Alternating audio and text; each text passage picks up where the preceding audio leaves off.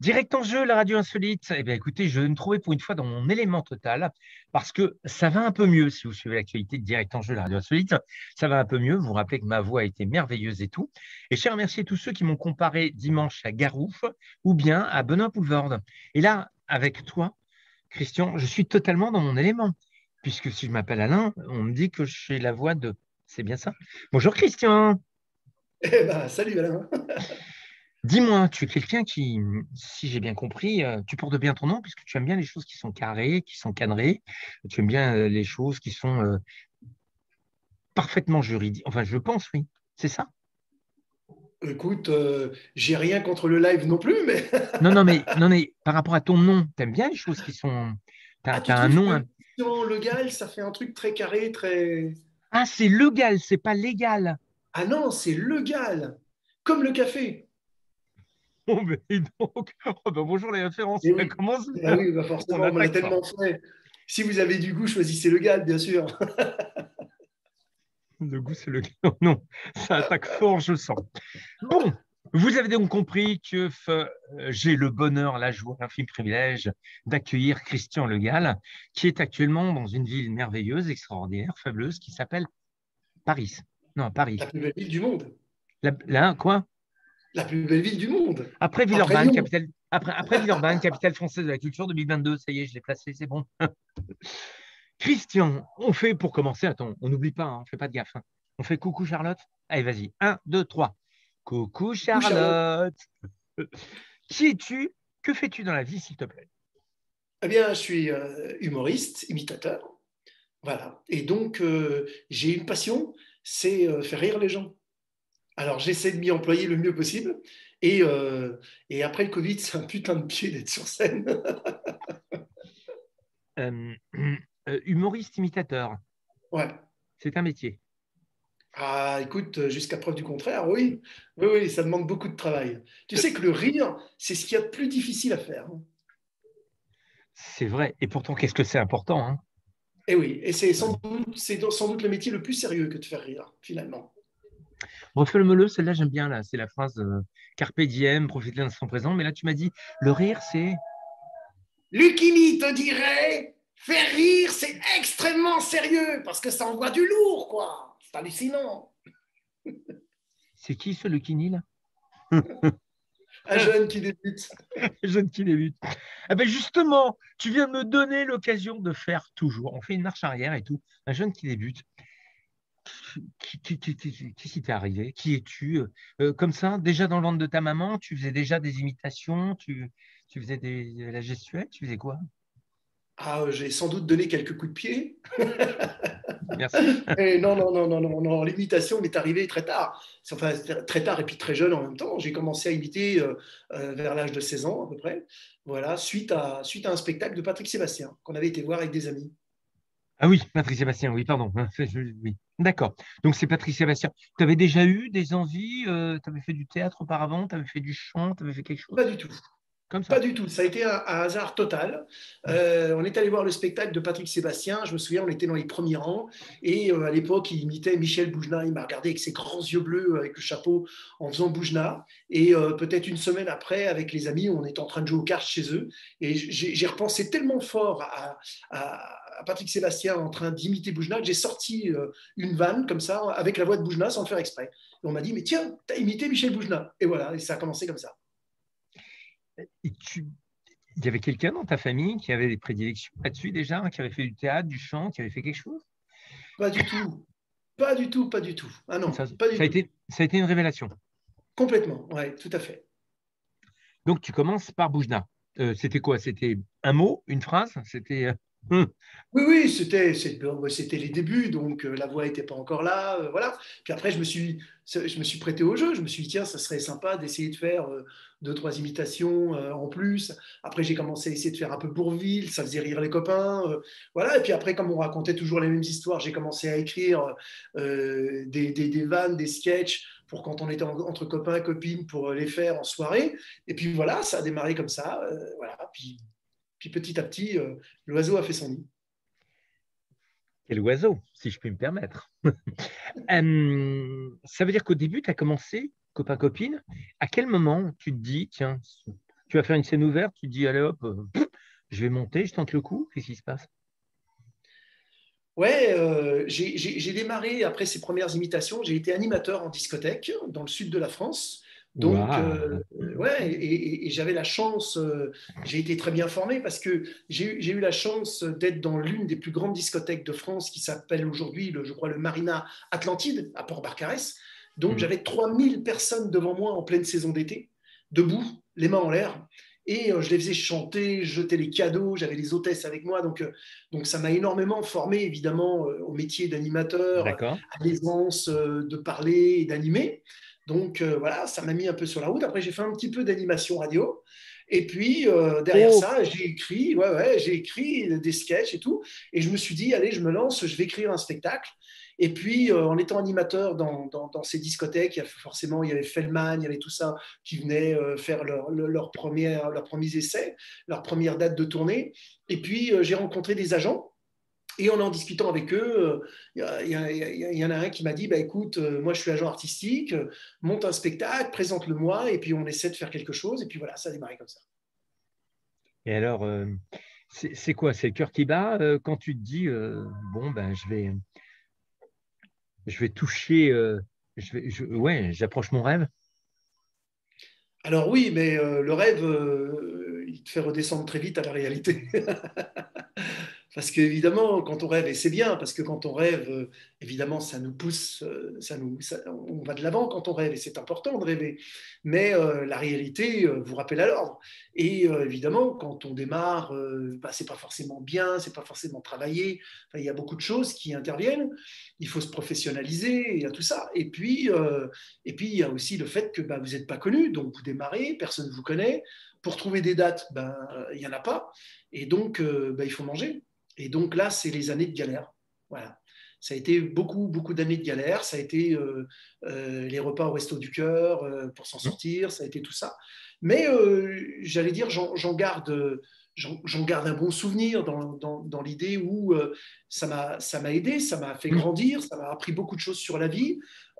Donc c'était très bien. J'ai mûri beaucoup plus vite peut-être que j'aurais pu mûrir à l'époque. Et voilà, ça m'a apporté beaucoup aussi humainement. Et Mhm. puis ça m'a obligé à me battre, à aller de l'avant et puis à travailler dur. Donc voilà, et puis petit à petit, bah, j'ai réussi à décrocher les premiers contrats, à travailler. Et après, on commençait les premiers articles, les premières télés. Et puis voilà, puis c'était parti. Quand tu t'es présenté, tu as dit que tu étais humoriste et imitateur. Ouais. On peut faire les deux? Ben oui, parce que par définition, un imitateur, c'est un humoriste. Parce qu'un Oui. imitateur, Hmm. parce qu'un imitateur qui fait pas rire, il faut qu'il arrête tout de suite. D'accord, je me suis fait piéger sur la question. Je te remercie. Est-ce qu'on peut être qu'humoriste ou est-ce qu'on est en même temps humoriste et imitateur? Ben oui, Pardon. Excusez-moi, j'ai oublié. oui, on est forcément humoriste quand on fait de l'imitation. Parce que l'imitation, ça peut pas être juste la performance de l'imitation. Parce que si vous êtes imitateur et que vous êtes uniquement dans la performance, c'est bien, mais ça n'apporte rien de nouveau.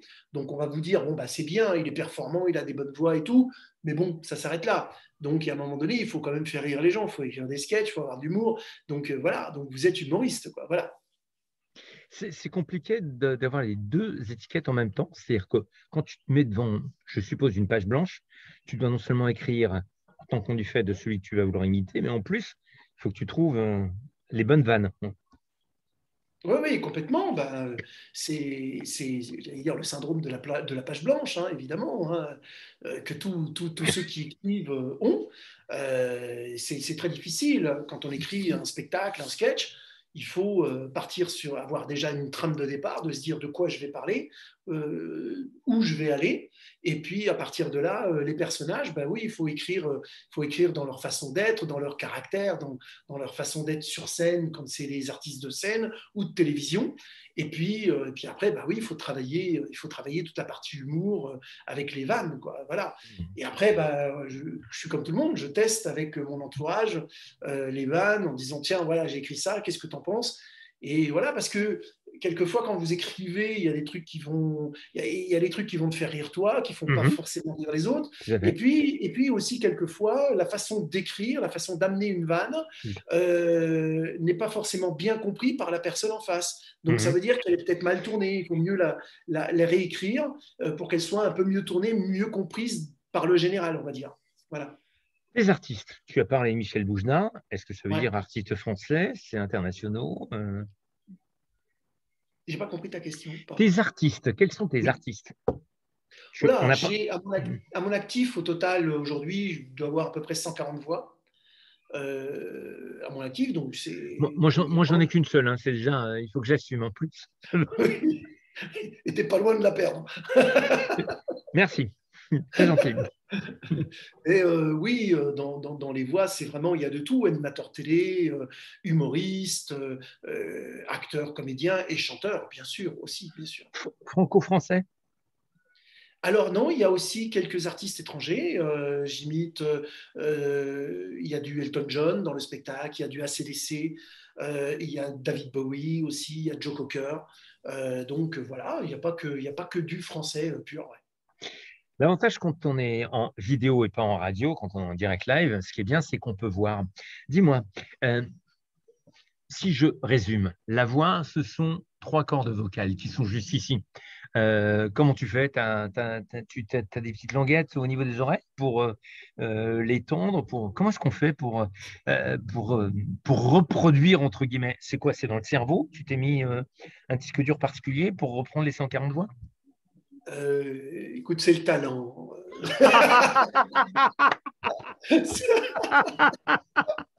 Oh, Non, j'adore! C'est le non, talent. non, beaucoup plus sérieusement. En fait, non, alors, on dit souvent hein, que chez les imitateurs, évidemment, on a de très développé ce qu'on appelle la mémoire auditive, forcément. Donc, voilà, donc j'écoute comme tous les imitateurs. Le travail, c'est d'abord l'écoute, c'est de bien, bien écouter les voix. Et puis, avant de chercher la tonalité, la tessiture de voix, on va déjà rechercher le phrasé, la façon de parler de la personne qu'on veut imiter, parce que chaque personne, quand elle parle, elle a des tics de langage, elle a des Mhm. façons, ce qu'on appelle le phrasé. Donc, on va essayer de retenir ça. Et une fois qu'on commence à travailler le phrasé, on va commencer à chercher, à mettre des aigus, des médiums, des graves, mais je ne saurais même pas t'expliquer comment je fais. Je le fais et ça vient, ou ça vient pas, des fois aussi. Et je cherche. Et puis après, c'est le travail, quoi. C'est la réécoute et puis de reproduire la voix jusqu'à temps qu'on arrive à avoir une vraie similitude entre les deux voix. Au moins, on va se dire que moi, je considère que l'imitation, elle est bonne si la ressemblance, elle est au moins à 90% minimum, quoi, évidemment. Pour les théâtreux, il y a une école de théâtre. Pour les magiciens, il y a une école de magie. Pour les animateurs, il y a une école pour apprendre à parler au micro. Pour un imitateur, il y a des écoles d'imitateurs. Non, non, non, il n'y a pas d'école d'imitation. Je crois que c'est. On dit souvent que c'est un don au départ. Oui, Peut-être, c'est ça peut. possible. Mhm. Voilà, c'est possible, mais c'est beaucoup de travail. Voilà, c'est-à-dire comme tous les dons, si c'en est un, en tous les cas, c'est d'abord, c'est aussi beaucoup, beaucoup de travail derrière. Ça sort pas comme ça, il faut beaucoup travailler. Alors après, suivant la tessiture de chaque imitateur au Mhm. niveau de sa voix, on a des facilités pour telle ou telle voix, des voix cassées, des voix plus huettes, etc., etc. Mais voilà, après, c'est quand même beaucoup, beaucoup, beaucoup, beaucoup de travail. Est-ce que je peux te trahir, s'il te plaît? Essaye. Il y a quelques minutes encore, tu étais sur scène. Non, tu n'étais pas Oui, sur scène. Tu étais non, où? on était oui, oui, en création lumière pour la première de demain. D'accord. La première de quand? De demain. Ah, mais c'est demain que ça commence. C'est demain la première, oui, au théâtre Et, de 10h. et alors? Et alors? Bah, écoute, si on pouvait parler d'autre chose.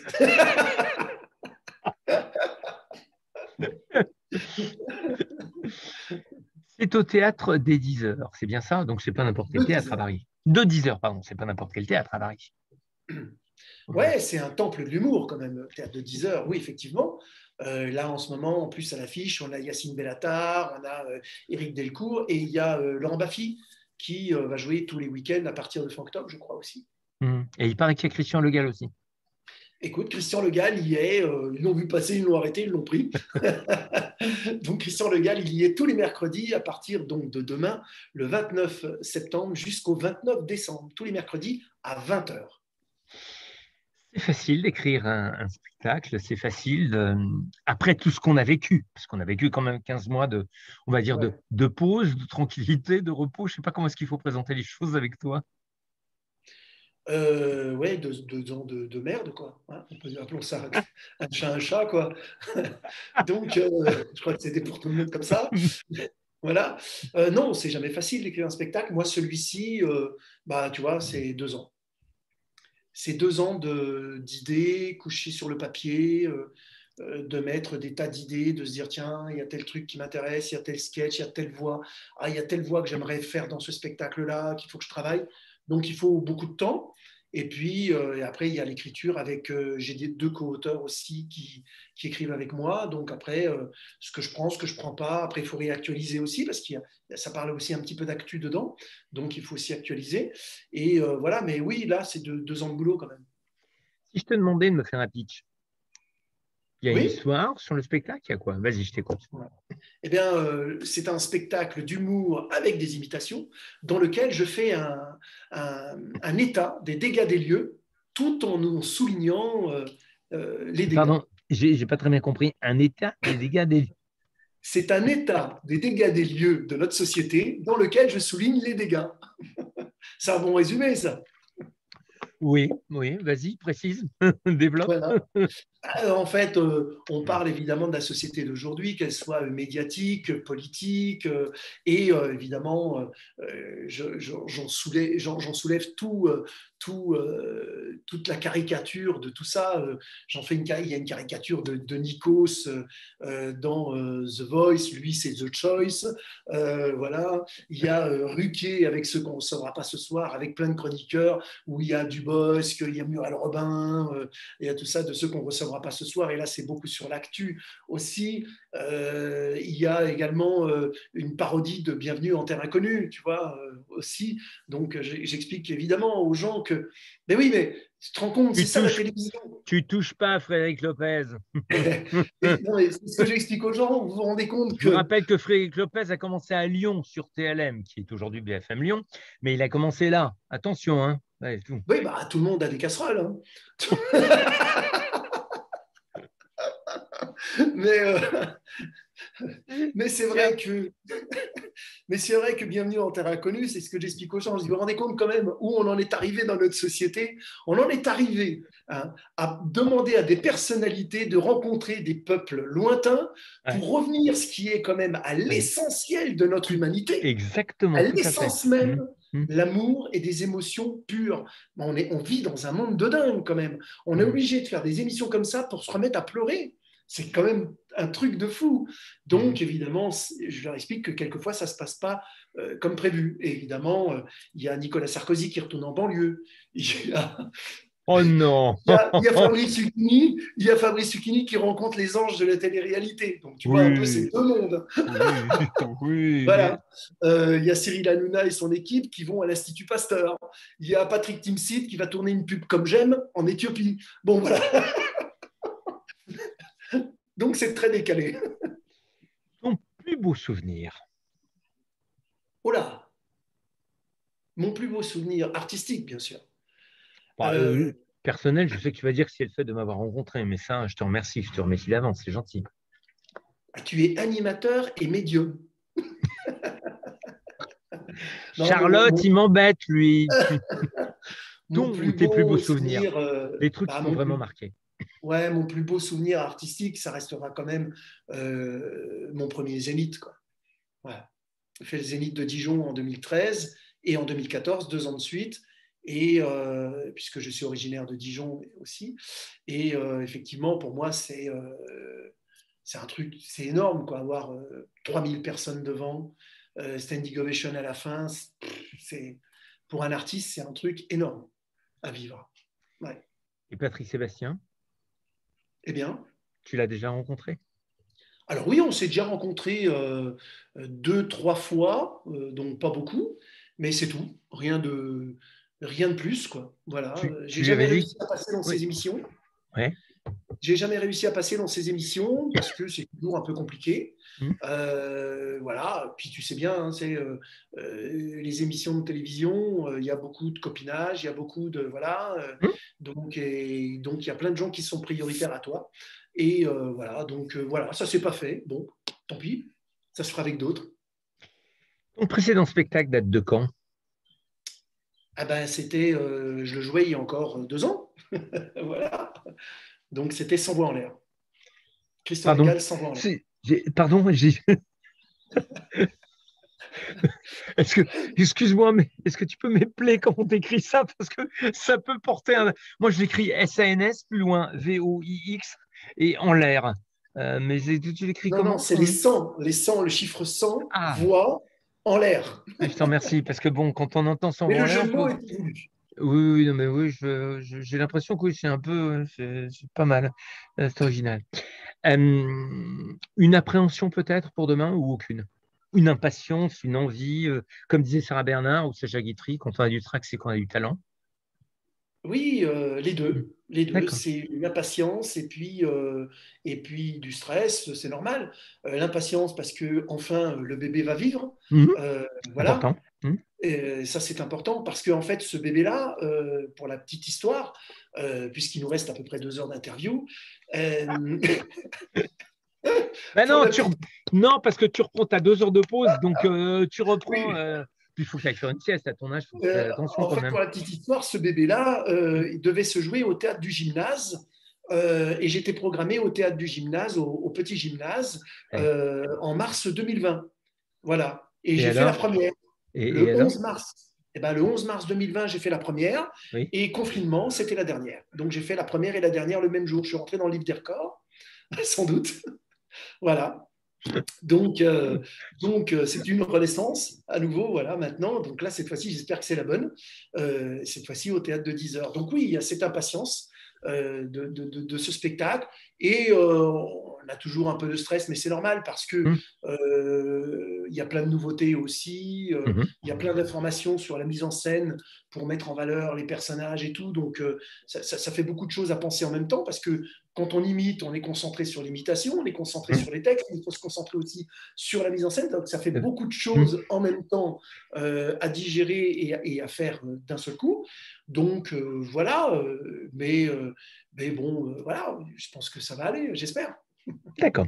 Question honnête maintenant pour en finir. Je peux? Ouais, ouais, Le 30 décembre, tu vas t'ennuyer? pas sûr. Pas sûr, parce que si ça fonctionne bien, on continuera.